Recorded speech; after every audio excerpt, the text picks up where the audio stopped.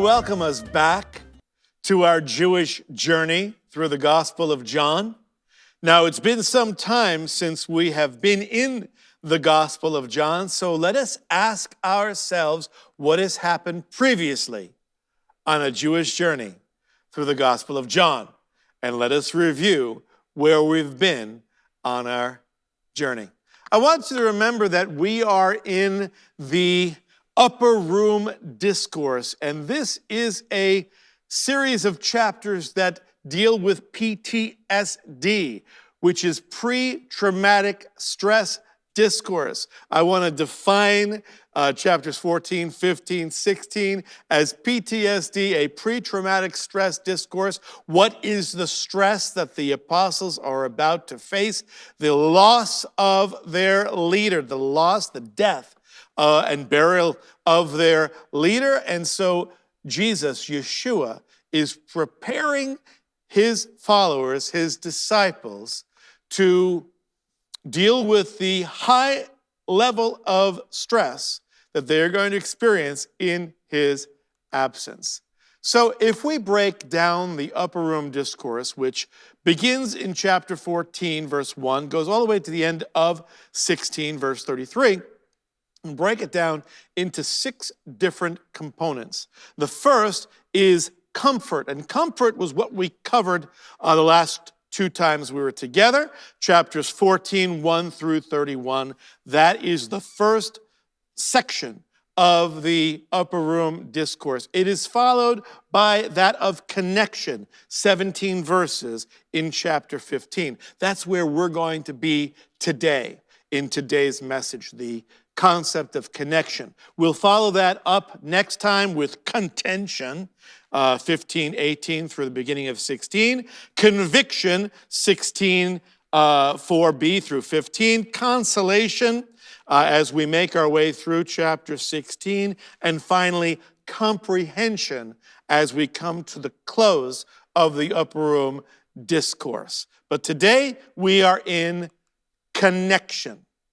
So, in reviewing, we asked some questions last time, and it's great to ask them again and to review the answers that Scripture provides for us. So question 1, what benefit do we receive from Yeshua's departure, which is what he's preparing his disciples for, his soon departure, his soon death, his ascension to the presence of the Father. What benefit do we receive? Well, according to the Upper Room Discourse, it says, I will not leave you as orphans. I will come to you.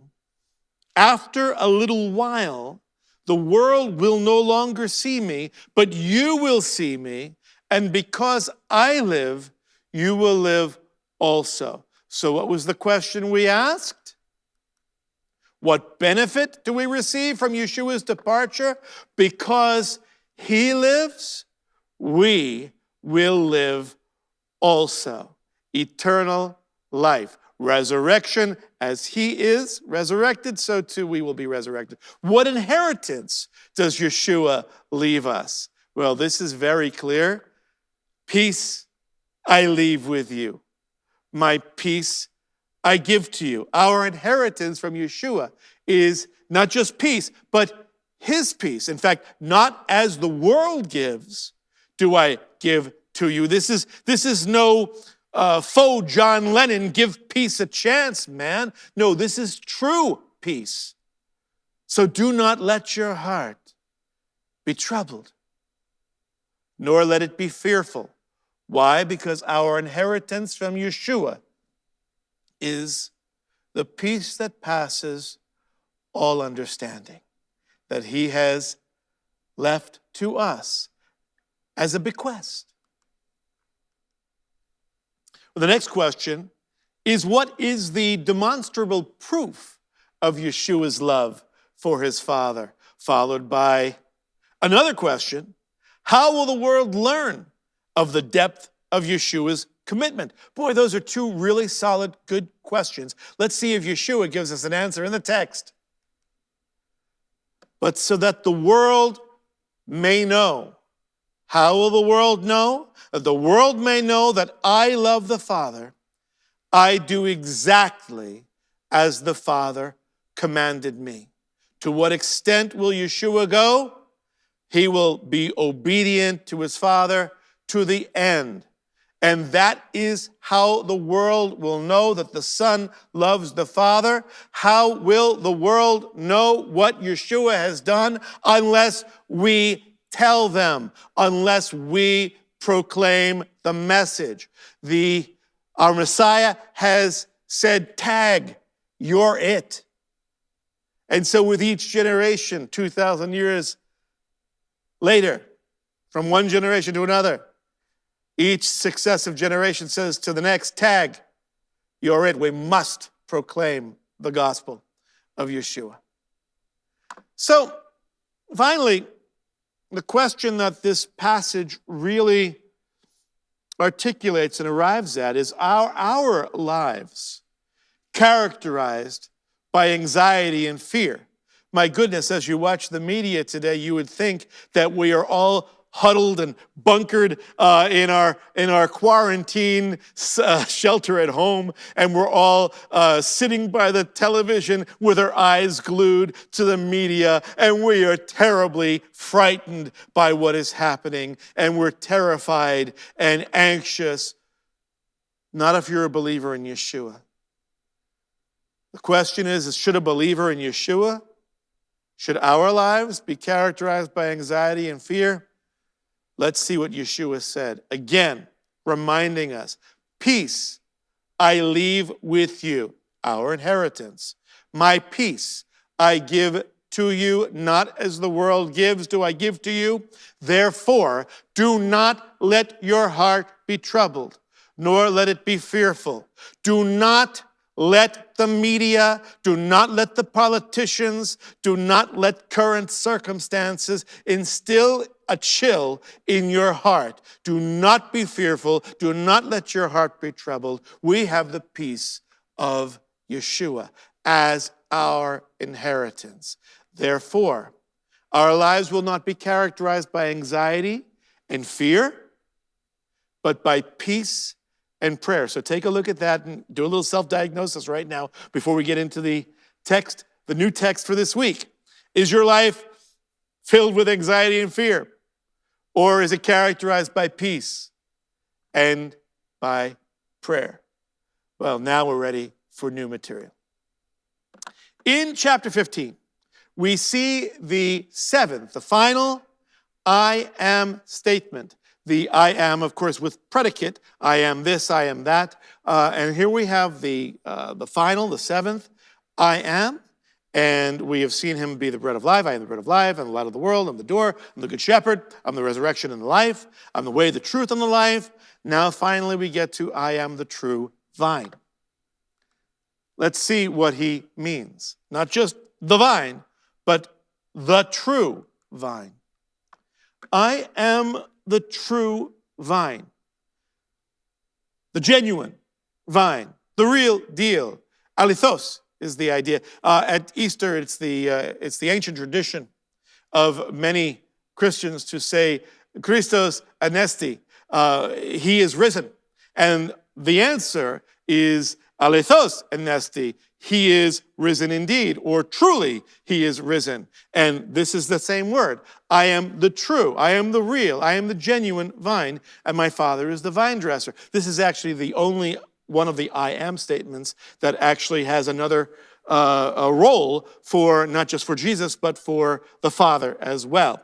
And so we have two positions in this illustration. Now, when he says the true vine, he uses the true. Here we have a vine. This is not the true vine, but it is a vine. And when we see vines, Israel is often referred to in an illustration as the vine, as a vine, as a vineyard. It's a very common illustration that we see in the Hebrew Bible, and generally, the the illustration is to point out that Israel's the vine, but as a vine, you stink, Israel. You're not producing fruit. You're a disobedient vine, and I'm going to have to judge the vine. So Israel has failed as the vine, but Yeshua comes as the true vine, not a replacement for Israel, but a fulfillment of what Israel could not accomplish. Yeshua, as perfect Israel, ideal Israel, accomplishes for her. The true vine.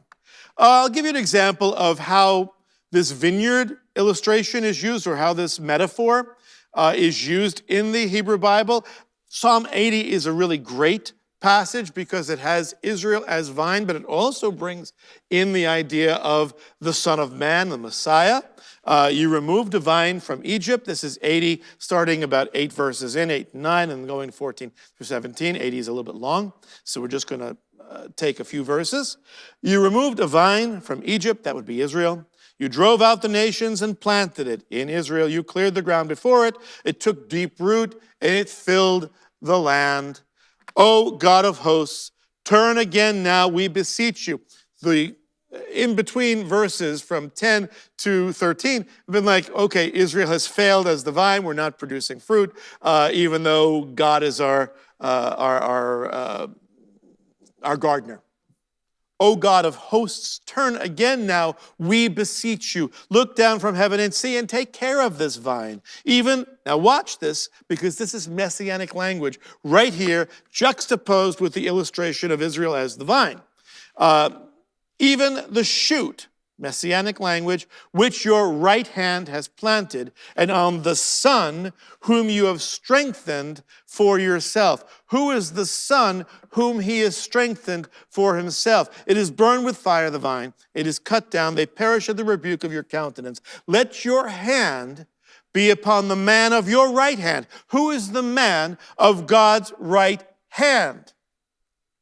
Upon the Son of Man, whom you've made strong for yourself. The Son of Man is identified as the man of God's right hand. This is the Messiah. So when we think about this illustration of Israel as the vine, it is in congruence with the Messiah fulfilling the ultimate responsibility of the vine and somehow making the vine right with the Lord. So let's just take a little look at the Targums. And you remember the Targums, that's the Aramaic paraphrases from the generally about the 1st century, from the time of the Gospels, the time of Second Temple Judaism. Let's see how the Targums, the Aramaic paraphrase, translates this, or paraphrases this psalm.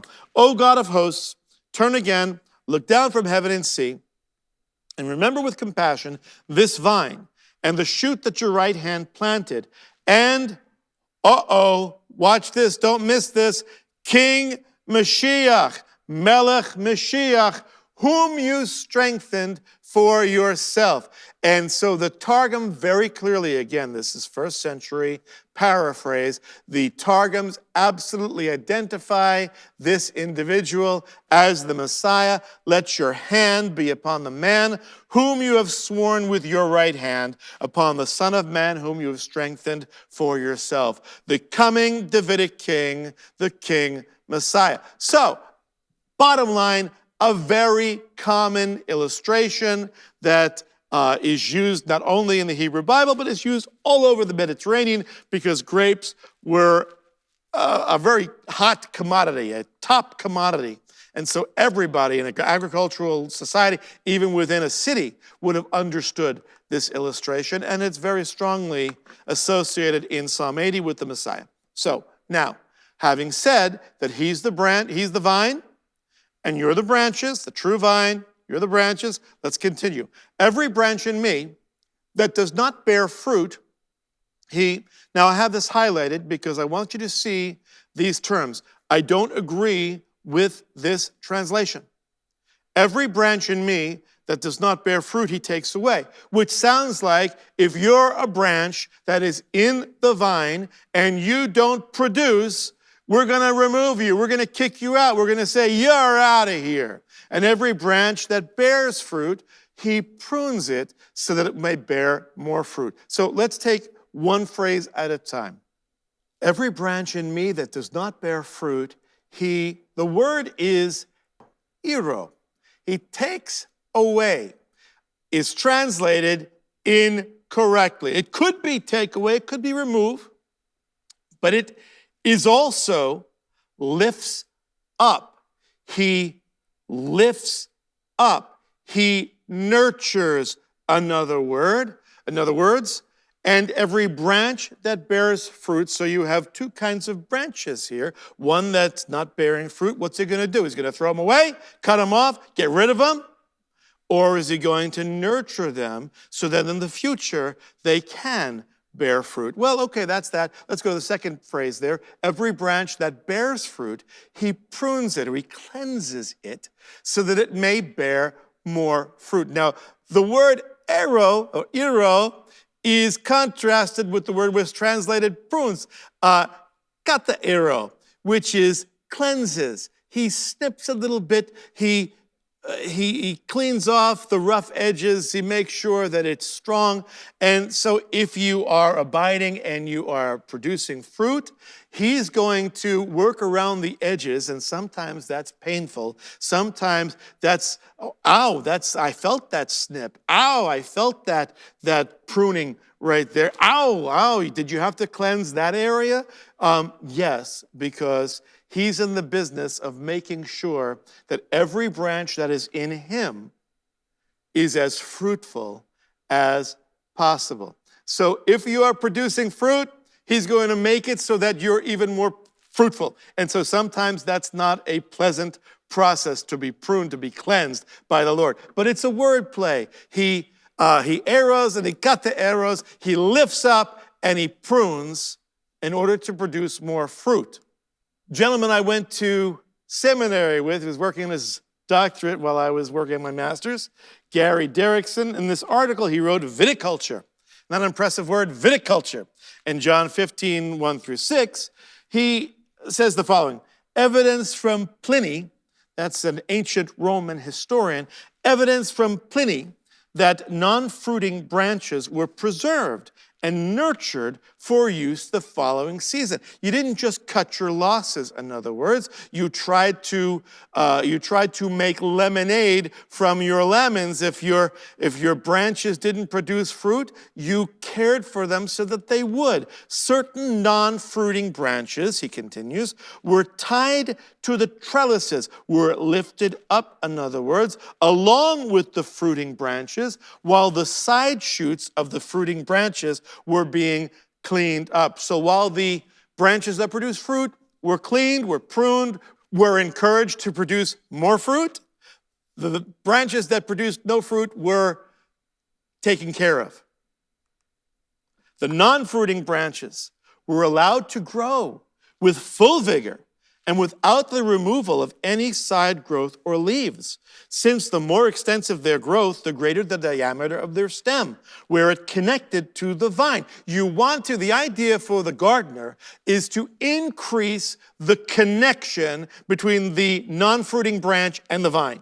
Probably the issue is, even though it's connected, it's not a big connection, and the nourishment is not getting through to produce fruit. So it gives greater ability to produce more fruit the following season. Removing the non-fruiting branches from the ground and placing them on the trellis, lifting them up, in other words, aero, would allow the rows of plants to benefit from unhindered aeration. Here's a vine, not only the branches, the vine itself lifted up in the old wall of Jerusalem. Now, you are already clean. Related word, right? You're already pruned. You're already clean because of the word which I've spoken to you. So, one moment, let's ask ourselves a question, 3 verses in. Whom has Yeshua been addressing? Who is already clean because of the word he has spoken? It's not all believers for all time. It is the ones he's been addressing. And that's Yeshua's disciples who were present for the Passover in the upper room. So context, always ask who, what, where, when, how, why.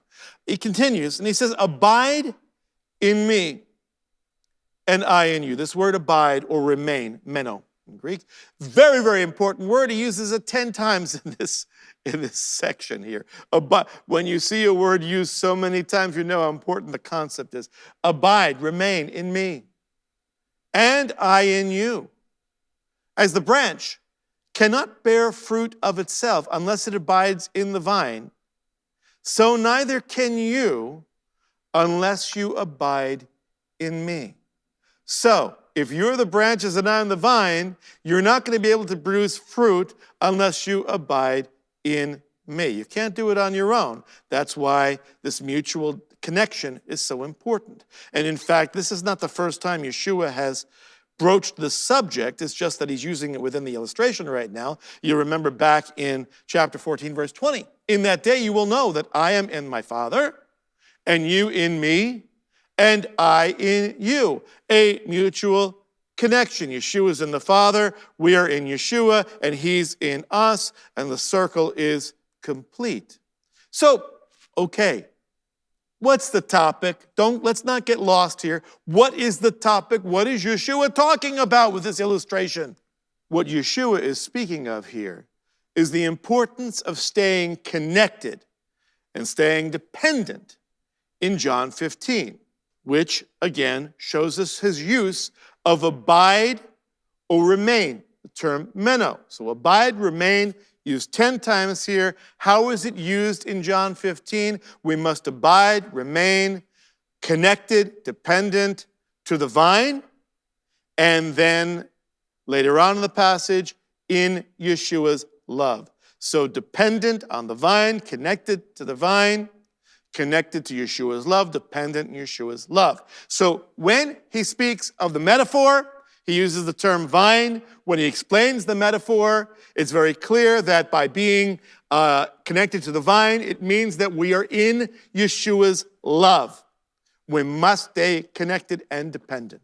So the question then is, how can we be used of God?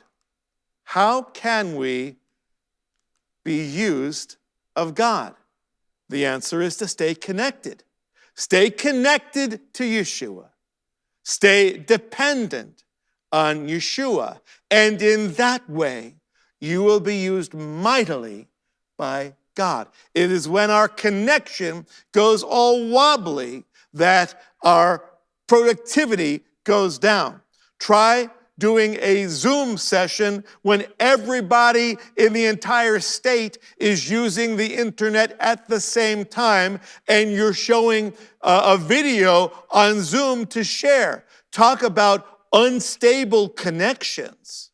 No, we must stay dependent and connected too if we are going to be productive, if we're going to be fruitful. So again, that verse, very important verse, verse 4, abide in me, and I in you. As the branch cannot bear fruit of itself unless it abides in the vine, so neither can you unless you abide in me. That is how we're going to be used by God.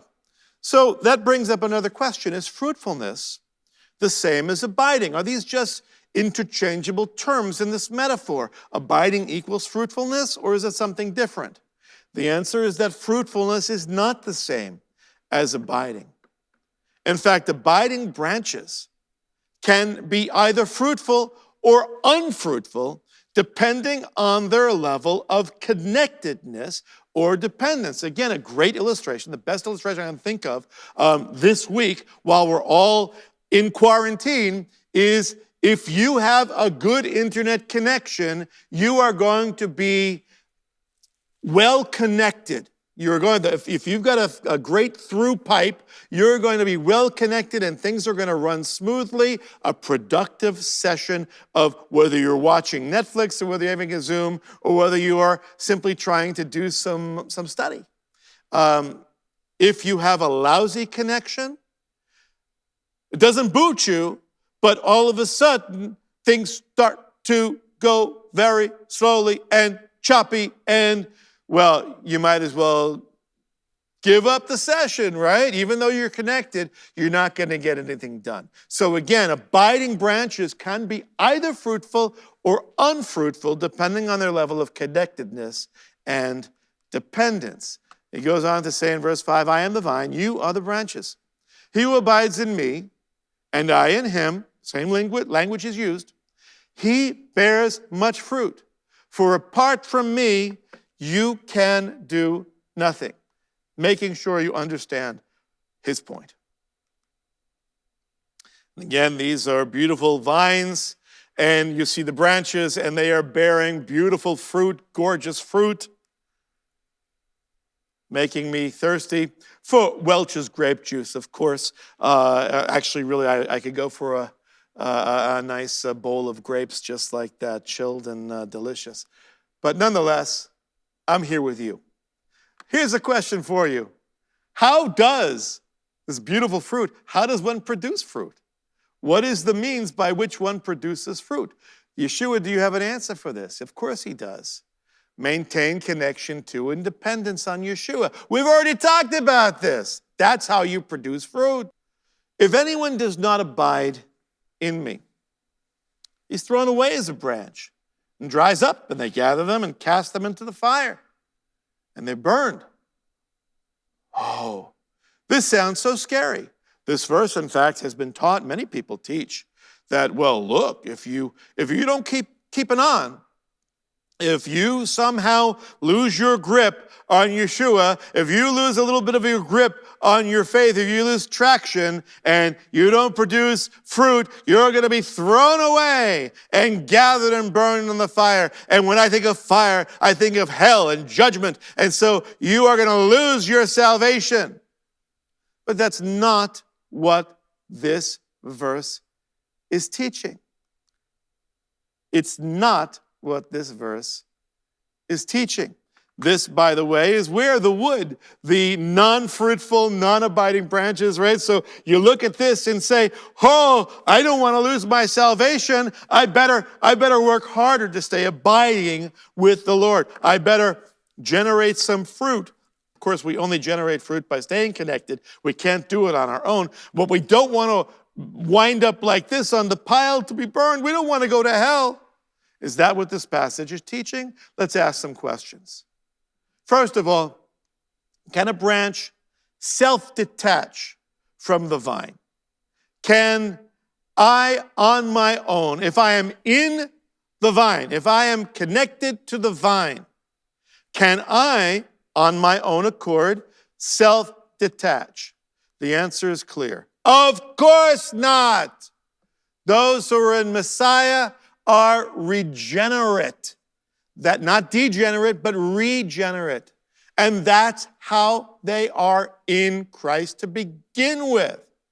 John's gospel has been very clear, chapter 6, chapter 10, that we cannot lose our salvation. We cannot forfeit our salvation. John 15, 1 through 6 is an illustration, not a theological dissertation.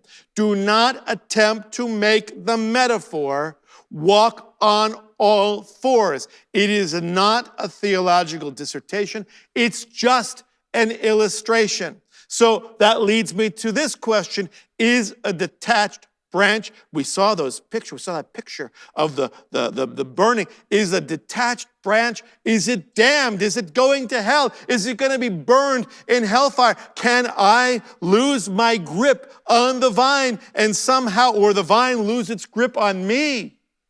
So is a detached branch damned? Or is it just useless? And the answer is useless. Yeshua has called us to fruitfulness, not uselessness. Remember, if you are in his hand and nothing can separate you from his hand, nothing can snatch you from his hand or the hand of his Father, and he says you're in the vine, how can you be separated from the vine if you're a believer, right?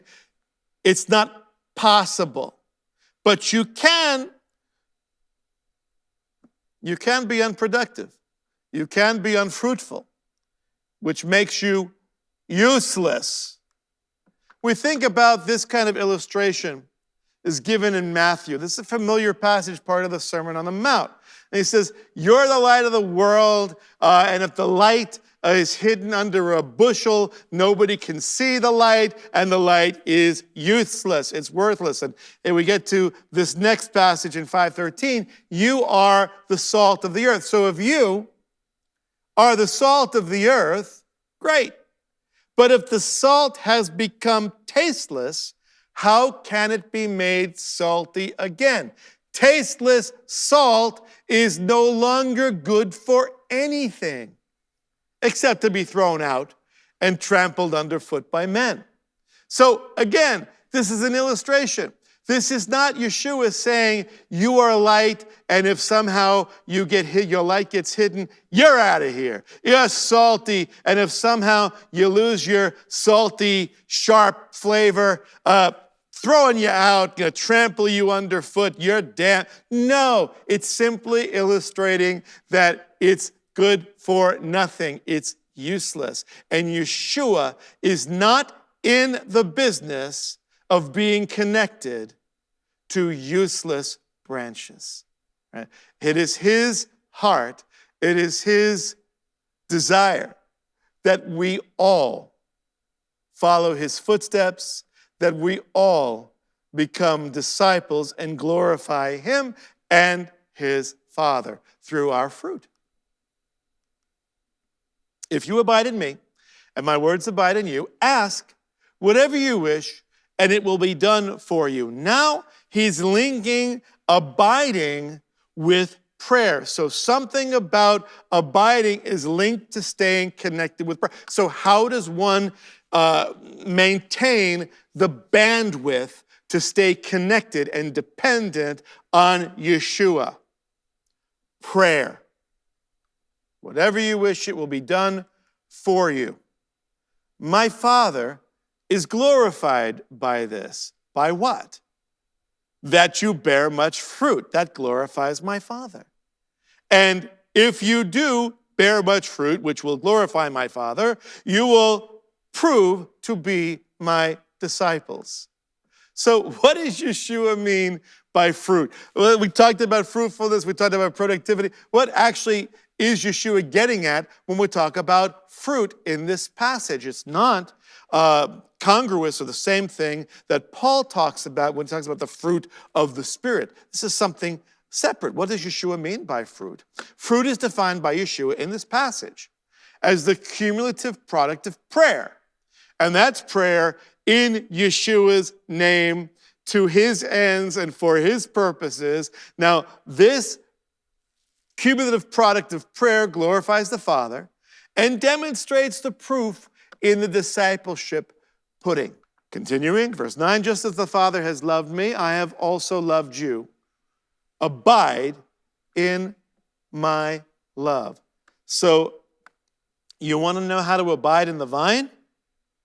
He's telling you, abide in my love. Yeshua's love is that which makes him the vine. It's that which connects him to us, creates the bandwidth, that creates the throughwidth, that creates the dependence and the connectedness. It is abiding in his love. And if you keep my commandments, you will abide in my love, just as I've kept my Father's commandments and abide in his love. You'll notice I have these two clauses highlighted, these phrases, my commandments, my Father's commandments, they're highlighted. And that is to demonstrate to you that when Yeshua speaks of his commandments, it is something different. It is something distinct from my Father's commandments. So there's a lot of people who want to read Torah into Yeshua's directive to keep my commandments. In other words, if you keep Torah, you'll abide in my love. That is not what he's saying. My commandments, Yeshua's commandments, in other words, are distinct from my Father's commandments. Yeshua says, I've been obedient and abide in his love, and not just Torah, but also other commandments like reveal him to Israel and to go to the cross and be obedient even to the point of death. His Father's commandments are a separate contingent. My commandments, Jesus' commandments, what we must keep, create an atmosphere where we will abide in his love. These things I've spoken to you, so that my joy may be in you, and that your joy may be made full. Let's unpack those statements. Why is Yeshua teaching these concepts? Why is he going through what he's gone through so far in chapter 15? He tells you, so that his joy is within us. And if his joy is within us, that will, ergo ipso facto, our own joy will be maxed out. It is joy squared. His joy comes in us, and our own joy is then maxed out, joy squared. That's why he's teaching what he's teaching. These concepts are for us. And this is my commandment. And here's a definition. This is my commandment, that you love one another, just as I have loved you. So when we think about, we've discussed this before because this is a theme that's come up in chapter 13, chapter 14.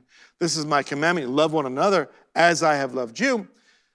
The Hebrew Bible speaks of loving God with all your heart, with all your soul, with all your strength, with all your very. It speaks of loving your neighbor as yourself. But Yeshua ratchets love up exponentially here, because the basis of the love is as I have loved you, not as you love yourself, and not even with your whole heart and whole soul and strength, but with the intensity that I have loved you. How intense is Yeshua's love for us? He loves us so much that he was willing to die for us. A horrible, horrendous, degrading, humiliating death. But he loves us that much. And that is the level to which we are called in our love. You want to fulfill a commandment, this is the one to go for. This is my commandment. Love one another with the intensity of Yeshua's love for us. So what are Yeshua's commandments? What is Yeshua's commandment? He goes back and forth between plural and singular. Let's see if we can get some light on the subject. John 13, we've read this already weeks past. A new commandment I give to you, that you love one another. We've read this. Even as I have loved you, that you also love one another. By this all men will know that you are my disciples, if you have love for one another. So what is Yeshua's commandment? Love one another. Chapter 13, chapter 15. If we're looking for a little bit more light, shed later, 1 John, same author, his epistle. John 3:16, we know love by this, that he laid down his life for us, and therefore we ought to lay down our lives for the brethren. That is the commandment to which we are called. This is his commandment, he continues in John 3:23 and 24. This is his commandment. So not just to love with the intensity on the level of Yeshua, but that we believe in the name of his son, Jesus Christ, Yeshua HaMashiach. In other words, believe everything that Yeshua claimed about himself. Whatever Yeshua taught about his identity, about his purpose, about his mission, his role, his desires, we're to believe. And, very familiar by now, love one another, just as he commanded us. The one who keeps his commandments abides in him, and he in him. Familiar language now from 15. We know by this that he abides in us by the Spirit whom he has given us. As one of my professors, Darrell Bach, says in his book, Jesus According to Scripture, this is an important theme for John. Jesus referenced to my commandments looks at the whole of his teaching, not Torah, his teaching, but especially to the call to love that he has just issued. It goes far beyond Torah. Continuing on the theme, greater love has no one than this, that one laid down his life for his friends. And really, we can translate, because it's the word phileo, which is brotherly love, but John uses different agape and phileo. He uses these interchangeably. And so he can simply say one laid down his life for those whom he loves. So you can translate it, friends, or you can just simply say one whom he loves, or those he loves. Our brethren, in other words, the ones whom we love with the intensity that Yeshua loves us. What's that you're saying? You don't feel the same way about everybody in the congregation? You don't feel that great love? Well, that's something, again, to start working on. This is something to start praying about, that God gives you his heart, the heart of the Messiah, that we will be a community that truly loves one another. That is the means by which the world will know, right? That we love one another with the intensity that Yeshua loves us. As Jesus said in John 10, 14 and 15, I am the good shepherd, and I know my own. And my own know me, even as the Father knows me, and I know the Father, and I laid down, here it is, I laid down my life for the sheep. It is no surprise that when we get to chapter 14, 15, 16, 17, that Yeshua is going to be laying down his life for his followers. He tells you right there in chapter 10 what he plans. That is what makes him the good shepherd. And that's why Paul can say in Ephesians and direct believers to walk in love, just as Messiah also loved you and gave himself up for us, an offering and a sacrifice to God as a fragrant aroma. So walk in love. In other words, live.